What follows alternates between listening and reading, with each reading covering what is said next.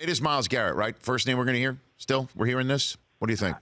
I think so. It's got to be. I mean, this is the time of year where scouts start to nitpick, and everyone's got issues. And Myles Garrett wouldn't go on with Booger McFarland, and is that a red flag with the Mike and Mike show? And it's just, there's always stuff.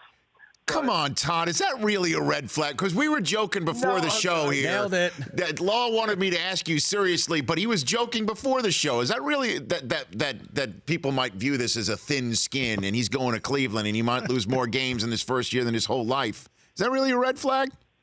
I really don't think so. Okay. If it was a quarterback, I might look at it a little differently. In fact, I've kept a list of every guy who's had thin skin and has been really worried about it. And every single one of those quarterbacks on the list, and I'm not going to mention any names, but they've all been busts in the league. So, you know, crazy stuff like that. But I don't, for a defensive lineman, I just don't think it matters. And I think he also is well aware of the fact that he's going to be the first pick and didn't want to deal with that issue. So.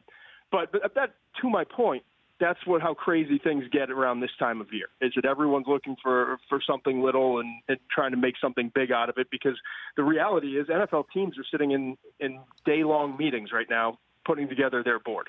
And so the only information people are getting is really after meetings when guys are exhausted and don't want to be on the phone.